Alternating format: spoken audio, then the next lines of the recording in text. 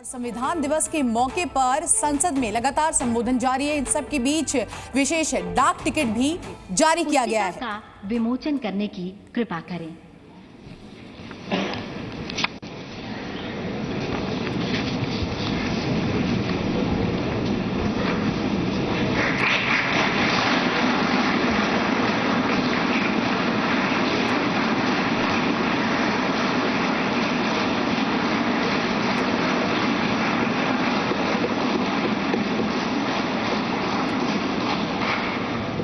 बहुत बहुत धन्यवाद।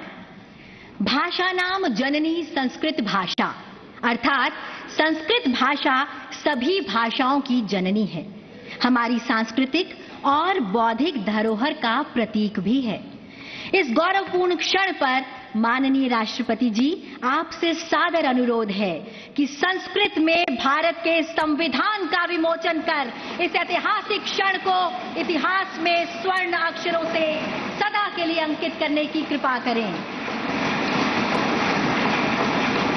संविधान के अंगीकार होने की 75वीं वर्षगांठ पर अब संस्कृत में भी उपलब्ध भारत का संविधान।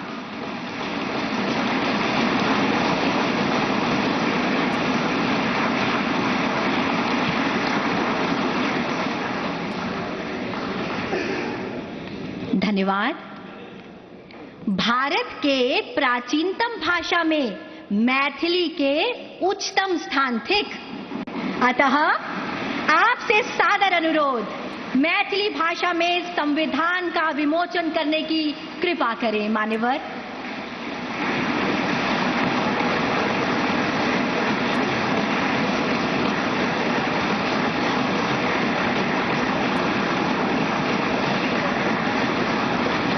भारत की सभी भाषाओं का सम्मान और मैथिली में संविधान का विमोचन, निश्चित रूप से ये पल गौरवशाली है हम सभी के लिए।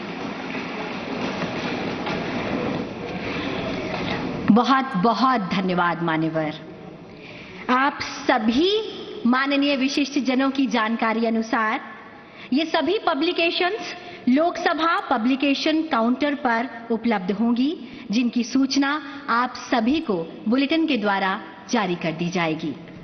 अब माननीय राष्ट्रपति जी, आपसे करबद्ध अनुरोध है कि आप अपने ज्ञानवर्धक शब्दों से हम सभी का मार्ग प्रशस्त करें।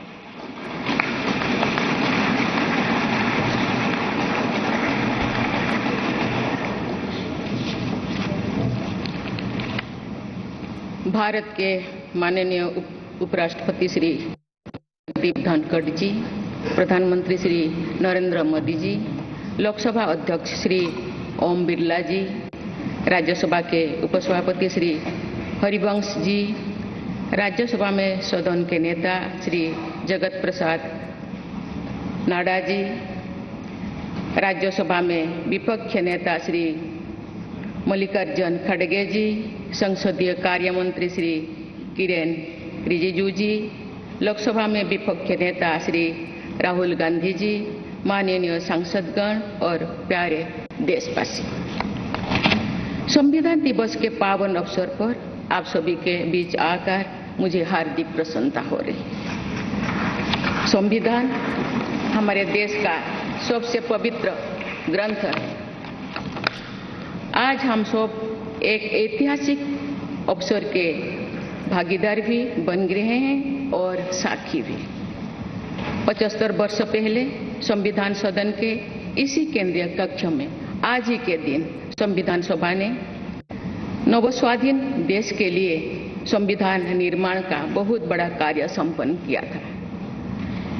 उस दिन संविधान सभा के माध्यम से हम भारत के लोगों ने इस संविधान को अपनाया, अधिनियमित किया और आत्मार्पित किया था।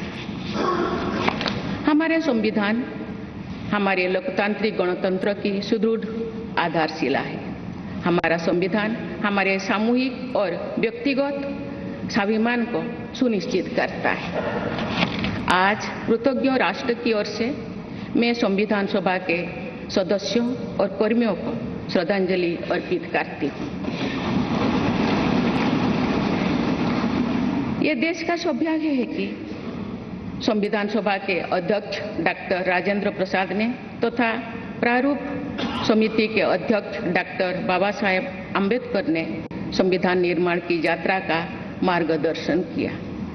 बाबा साहेब आम्बेडकर ने प्रगतिशील और समावेशी सोच की छाप हमारे संविधान पर अंकित किया है। संविधान सभा में बाबा साहेब के ऐतिहासिक संबंधों से ये तथ्य स्पष्ट होता है कि भारत लोकतंत्र की जननी है। अपने लोकतंत्र पर गौरव की इसी भावना के साथ आज हम सब इस विशेष अवसर पर एकत्र हुए।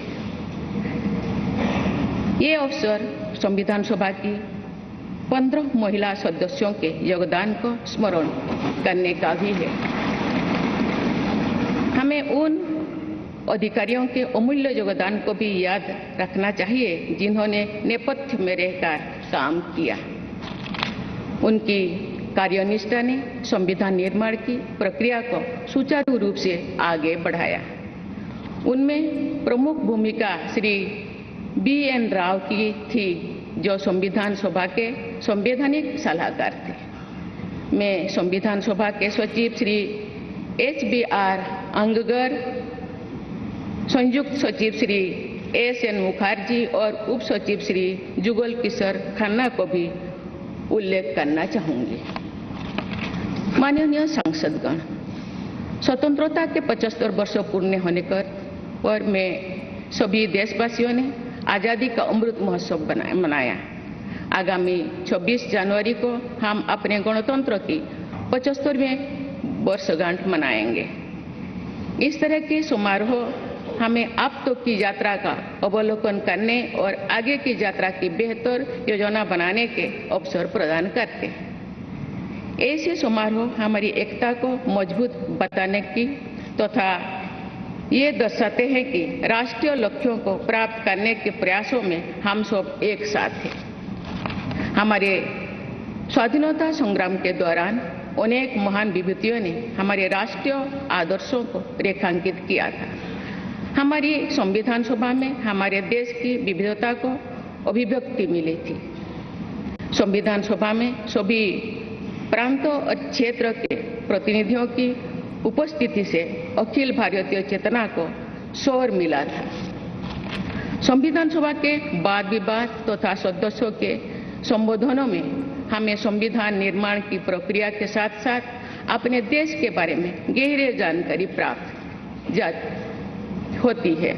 आज जिन पुस्तकों का विमोचन किया गया तथा जो शॉर्ट फिल्म्स दिखाई गई, उनमें लोगों को हमारे संविधान निर्माण के गौरवशाली इतिहास का परिचय प्राप्त होगा।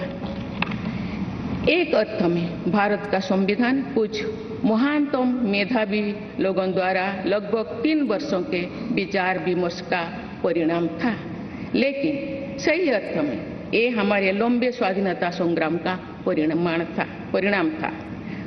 उस अतुलनीय राष्ट्रीय आंदोलन के आदर्शों को संविधान में अत्यंत महत्वपूर्ण स्थान दिया गया। उन आदर्शों को सुस्पष्ट और संक्षिप्त रूप से संविधान की प्रस्तावना में व्यक्त किया गया है। ये आदर्श है न्याय, स्वतंत्रता, समता और बंधुता। ये आदर्श सदियों से भारत को परिभाषित करते हैं। संविधान की प्रस्तावना में उल्लिखित आदर्श एक दूसरे के पूरक है। समग्र रूप से ये सभी आदर्श ऐसा वातावरण उपलब्ध कराते हैं जिसमें हम नागरिक को फूलते फलते समाज में योगदान देने तथा साथी नागरिकों की मदद करने का अवसर मिलता है।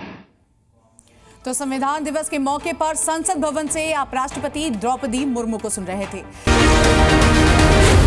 जी न्यूज़।